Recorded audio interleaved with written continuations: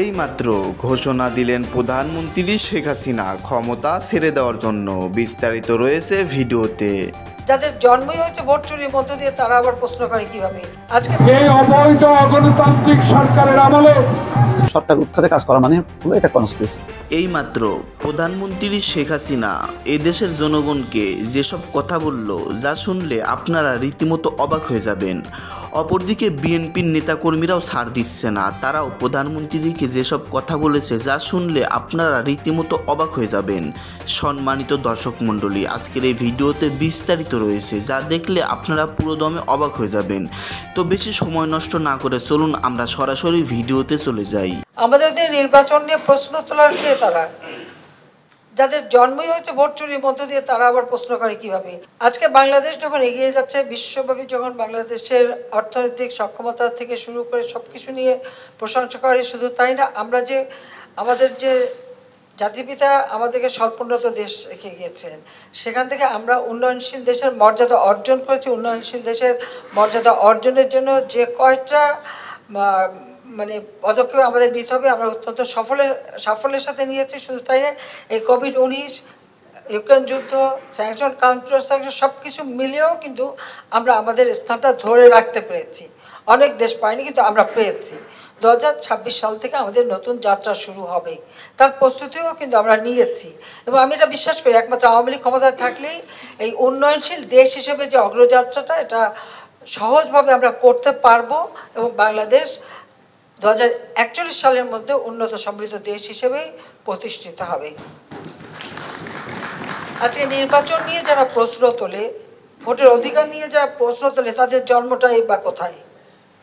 অবৈধভাবে হত্যাকুর ষড়যন্ত্রের মধ্য দিয়ে ক্ষমতা দখলকারী, তাদের পকেট থেকে বের হওয়ার যে রাজনৈতিক দল, তাদের কাছে এখন গণতন্ত্রের সবক শুনতে হয়, ভোটের অধিকারের কথা শুনতে হয়। যারা হ্যাঁ না ভোট দিয়ে মানুষের ভোট চুরি শুরু করেছিল, আর এরপরে রাষ্ট্রপতি নির্বাচন, তারপরে জাতীয় সংসদ নির্বাচন, 1981 সালে রাষ্ট্রপতি নির্বাচন, বা প্রত্যেকটা নির্বাচনই তো আমরা দেখেছি কীভাবে জনগণের ভোট নিয়ে খেলা হয়।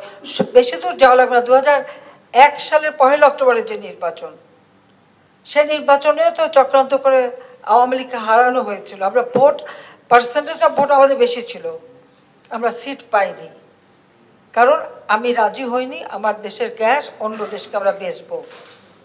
আজকে গ্যাসের জন্য হাহাকার।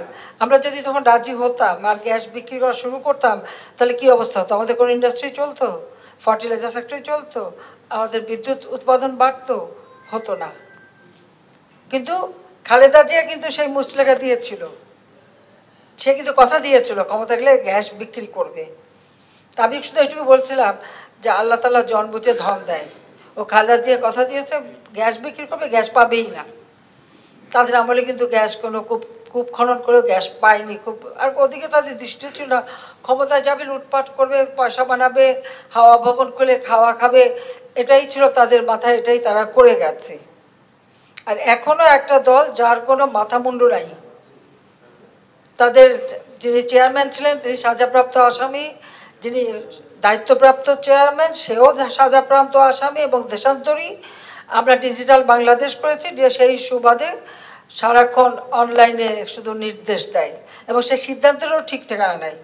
আজকে এরে বহিষ্কার করে, কালকে আবার তারে দলে বিদায় নেয়, কালকে আবার ওরে বহিষ্কার করে, তাকে দল বিদায় নেয়। তাদের কোনো সিদ্ধান্ত নেই। আর নির্বাচন করবে না আমাদের অধীনে। আমাদের অধীনে নির্বাচন নিয়ে প্রশ্ন তোলার কে তারা? যাদের জন্মই হয়েছে ভোট চুরির মধ্য দিয়ে তারা আবার প্রশ্ন করে কিভাবে? জনগণ বলুক। দেশের মানুষ তো ভোট দিয়েছে, দেশের মানুষ তো শান্তিপূর্ণভাবে ভোট দিতে পেরে খুশি। হ্যাঁ, এলাকায় কিছু সমস্যা হয়, এটা স্থানীয়ভাবে, কিন্তু বাংলাদেশের ইতিহাসের নির্বাচনী ইতিহাস যদি আমরা দেখি, অন্তত আমি বলবো যে 2024 সালে আমাদের যে নির্বাচনটা হয়ে গেল, এইভাবে সুষ্ঠুভাবে একটা নির্বাচন কবে হয়েছে বাংলাদেশে? অতীতে কোনোদিন হতে পারেনি। প্রত্যেক নির্বাচনেই, সাধারণ নির্বাচনে লাশ পড়েছে, ভোট বাক্স ছিনতে হয়েছে, নানা রকম ঘটনা ঘটেছে, কিন্তু এটা হয়নি। আমরা জনগণের ভোট নিশ্চিত করেছি, ভোটের অধিকার মানুষের হাতে দিয়েছি, মানুষকে ভোট সম্পর্কে সচেতন করেছি, তাদের সাংবিধানিক অধিকার সম্পর্কে আমরা সচেতন করেছি মানুষকে। কাজে মানুষ আমাদের উপর আস্থা রেখেছে, কারণ আমরা তাদের জন্য কাজ করেছি, সাধারণ মানুষের জন্য। আজকের বাংলাদেশ বদলে যাওয়া বাংলাদেশ। আমরা যে ঘোষণা দিয়েছিলাম 2008-এর নির্বাচনী ইশতেহারে, বাংলাদেশকে আজকে আমরা বদলে যেতে সক্ষম হয়েছি, আমরা করতে পেরেছি। এটাই হচ্ছে আমাদের সাফল্য, এবং আমরা এক ধাপ উত্তরণও ঘটিয়েছি। তারপরেও যাদের পছন্দ হয় না, আসলে ক্ষমতায় নাই, লুটপাট করে খেতে পারে না, সেটাই তাদের পছন্দ। আজকে সংবাদপত্রে দেখলাম, আজকে সরকার প্রধান বলেছেন যারা ভোট চুরি করে তারা আবার ক্ষমতায় যেতে চায়।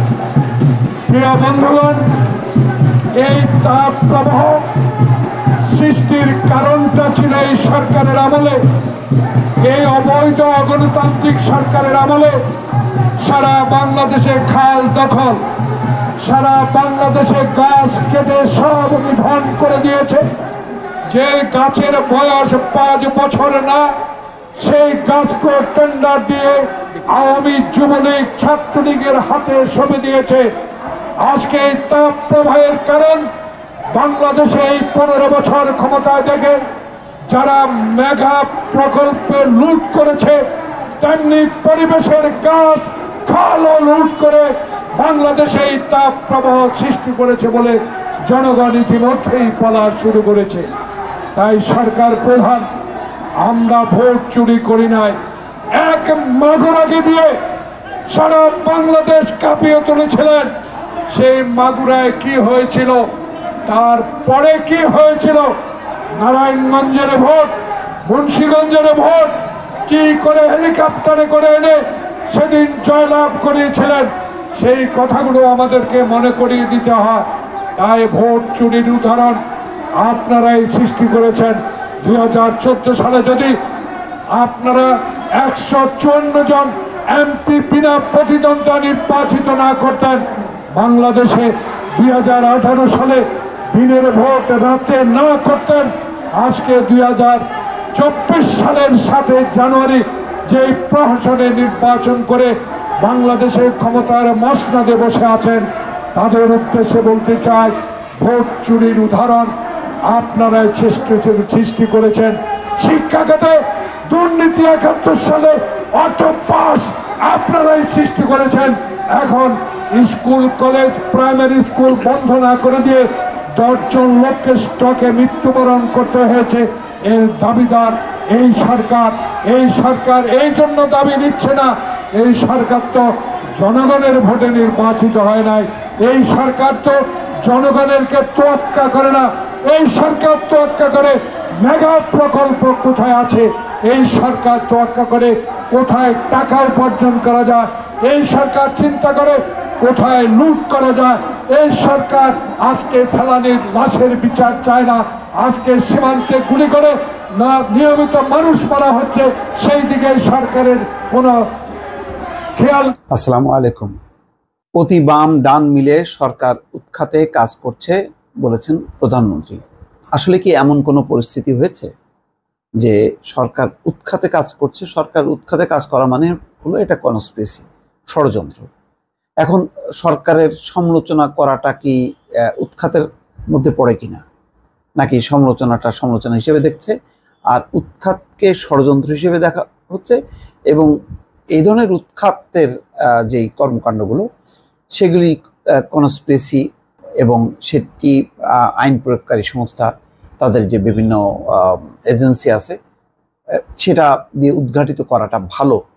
কারণ হঠাৎ করে এক ধরনের অস্থিরতা তৈরি হবে যদি কোনো কনস্পিরেসি থাকে। বাংলাদেশের মানুষ কি চায়? সরকারের সমালোচনা চায়, তারা করতে চায়।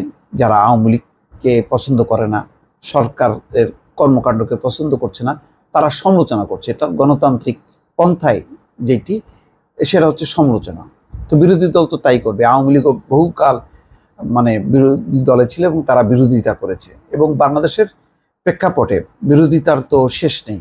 বাংলাদেশের শেয়ার বাজার, ব্যাংক, রিজার্ভের সংকট, অর্থনৈতিক যে পরিস্থিতি, দিনকে দিন দাম বাড়ছে, নানান ইস্যু আছে। এইগুলি 15 বছর আগেও ছিল, 5 বছর আগেও ছিল, 20 বছর আগেও ছিল। তো যখন আওয়ামী লীগ বিরোধী দলে, তখন আওয়ামী লীগ বিরোধিতা করেছে। কেউ কি বলেছে যে আওয়ামী লীগ সরকার উৎখাতে কাজ করছে বা ষড়যন্ত্র করছে? করেনি। তো আওয়ামী লীগ যখন করেনি, তখন অন্য তার বিরোধী দলগুলো সেটা করবে কেন? যদি করে থাকে তো অবশ্যই যারা করবে তাদেরকে সামনে এক্সপোজ করা দরকার।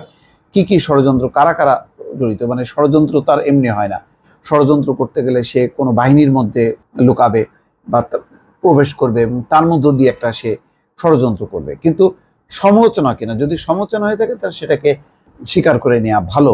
আমি জানি না প্রধানমন্ত্রীর কাছে কোনো তথ্য আছেন কিনা, তিনি এখানে ঠিক কি বলতে চাচ্ছেন। প্রধানমন্ত্রী বলছেন যে আমাদের দেশের কিছু রাজনৈতিক দেউলিয়া, যারা একেবারেই রাজনৈতিকভাবে দেউলিয়া, এদের কিছু বক্তব্য, আর আমাদের দেশের কিছু আছে বুদ্ধি বেচে জীবিকা নির্বাহ করে, সেই তথাকথিত বুদ্ধিজীবীরা অনবরত বাংলাদেশের বিরুদ্ধে গীবত গাচ্ছে এবং বাংলাদেশের বিরুদ্ধে অপপ্রচার চালাচ্ছে। আসলে কি বাংলাদেশের বিরুদ্ধে নাকি সরকারের বিরুদ্ধে? সরকারের বিরুদ্ধে যদি সমালোচনা করে, এটাকে বলা হয় মত প্রকাশের স্বাধীনতা। গণতান্ত্রিক ব্যবস্থায় বিরোধী যারা থাকে তারা বিরোধিতা করবে, এটাই স্বাভাবিক। আর যদি ওই যে অপপ্রচার চালায়, বাংলাদেশের বিরুদ্ধে চালায়, সেটা তো নিঃসন্দেহে এটা রাষ্ট্রদ্রোহমূলক কাজ এবং সেই ক্ষেত্রে তো সুনির্দিষ্ট অভিযোগ নিয়ে তার বিরুদ্ধে মামলা করা যায়। আচ্ছা, তিনি বলছেন সবচেয়ে আশ্চর্যের ব্যাপার হচ্ছে এদেশের অতি বাম অতি ডান সবাই এখন এক হয়ে গেছে। এটা কিভাবে হলো আমি জানি না। এই দুই মেরু এক হয়েও সারাক্ষণ শুনি আওয়ামী লীগ সরকারকে উৎখাত করবে। কিন্তু মানে আমি তো পরিষ্কার বলতে চাই যে উৎখাত মানে হচ্ছে ষড়যন্ত্র। সেই ষড়যন্ত্রের সঙ্গে গণতান্ত্রিক রাজনীতির কোনো সম্পর্ক নেই। সেটার ব্যাপারে অবশ্যই পদক্ষেপ নেওয়া উচিত রাষ্ট্রীয়ভাবে।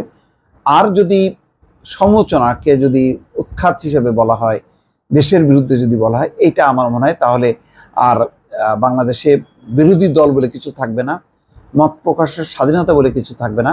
সরকারের সমালোচনা যে গণতান্ত্রিক একটা দেশের বা শাসন ব্যবস্থার একটি অংশ, সেটাকে অস্বীকৃতি জানানো হবে। এখন আমি জানি না প্রধানমন্ত্রী ঠিক কি ইঙ্গিত করলেন, আমি যতটুকু বুঝি। প্রিয় দর্শক শ্রোতা, আপনারা বিস্তারিত ভিডিওতে দেখতে পারলেন প্রধানমন্ত্রী শেখ হাসিনা এদেশের জনগণকে কি বলতেছে, এদেশের জনগণকে উদ্দেশ্য করে তিনি কি মন্তব্য করতেছেন। সম্মানিত দর্শক শ্রোতা, অপরদিকে বিএনপির সকল নেতাকর্মীরা এদেশের বর্তমান সরকারকে উদ্দেশ্য করে কি বলতেছেন। আওয়ামী লীগ সরকার ক্ষমতায় এসেছেন, এটা কার মাধ্যমে এসেছেন, কিভাবে এসেছেন এবং বিএনপি এখন কি করতে চাচ্ছে, এই সম্পর্কে আপনারা বিস্তারিত ভিডিওতে দেখতে পারলেন। প্রধানমন্ত্রীও অনেক গুরুত্বপূর্ণ কথা বলেছেন। এই সম্পর্কে আপনাদের মতামত কি, আপনাদের ব্যক্তিগত মতামত ভিডিওর কমেন্ট বক্সে অবশ্যই জানিয়ে দিবেন। ধন্যবাদ আজকের এই ভিডিওর সঙ্গে সম্পূর্ণ মনোযোগ সহকারে থাকার জন্য।